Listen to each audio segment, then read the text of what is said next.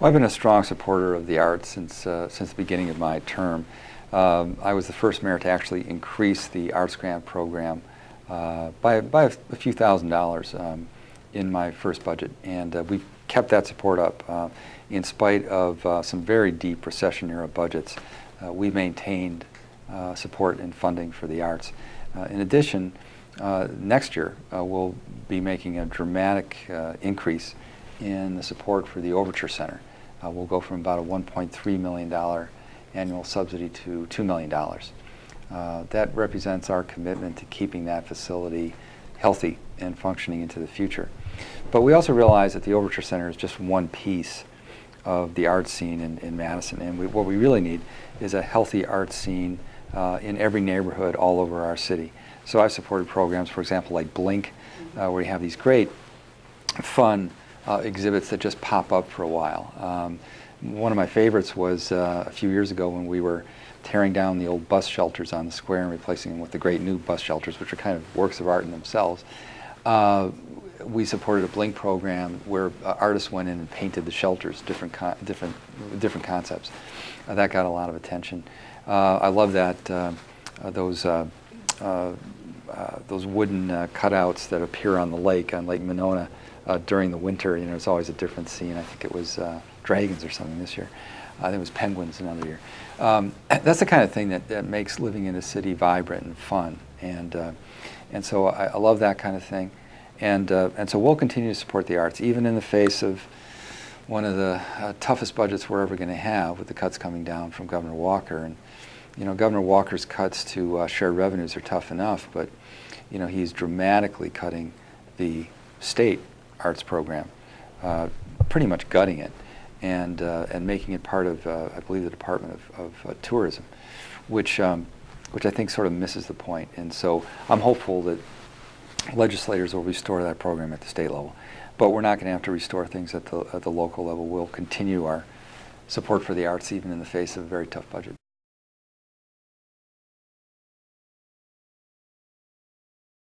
Well, I guess I got ahead of myself and sort of answered that question in the previous one, but let me elaborate on that. I can't speak for the schools because the schools are governed by a separately elected school board, so I'm hopeful that they can maintain their programs. But at the local level, I'm committed to keeping our support for the arts, and at the same level, even in the face of a really tough budget. And as I mentioned before, we'll experience a substantial increase in the city subsidy for Overture, and we're committed to that.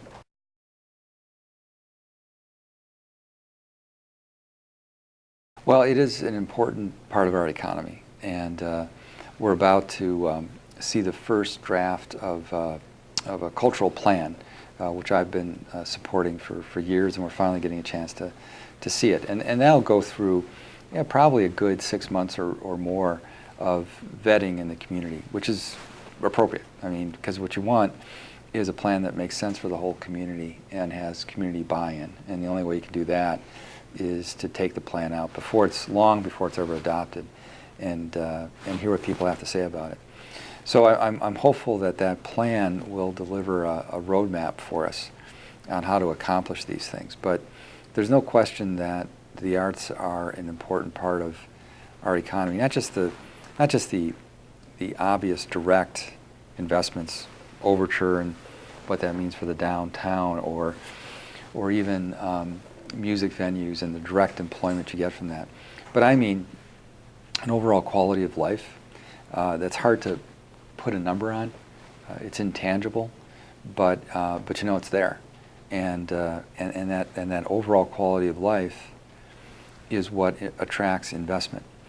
And the day we're doing this interview, I just came from the announcement of a great new business, Shop Bop, that's locating in the old Marquip factory building, and it's 200,000 square feet, huge investment, 200 employees from the start, and maybe twice as many in 2 years.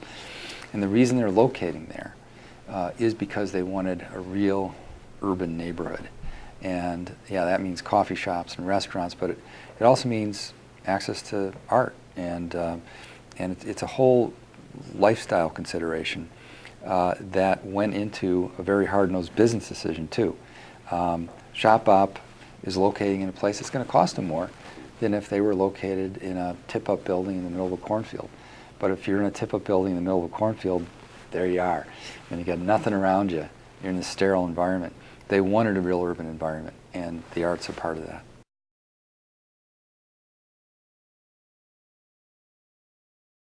Well, my wife and I just saw Young Frankenstein over at Overture. We have a subscription to the Broadway series.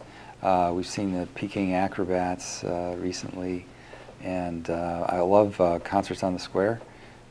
Jazz at 5 is something else I enjoy very much. I like to get around and just kind of, catch a jazz show or a local music show here and there without really planning it. You just walk in and there it is. So that's one of the things that I really appreciate about the art scene in Madison. Again, Overture's great, but when you go to Overture, you sort of plan that. You buy the tickets months in advance and you dress up a little bit and you go to the theater, and that's great. But what I really love about the art scene in Madison is that you can sort of trip over it. You walk down the street and there's a juggler or a street musician. You walk into a bar where you just plan to have a drink, but there's somebody playing piano. Blink is a great example of that. And that's what we need more of. That sort of accidental art that you stumble on in a real urban place.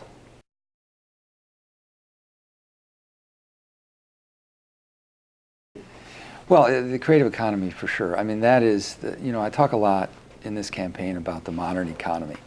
And when I talk about that, I talk about a cluster of things that make a community livable and attractive. It's a cluster of diverse things. It's everything from, a good park system and library system to stem cell research at the university, to domestic partner benefits that demonstrate that you're a community that's welcoming and encouraging to everyone.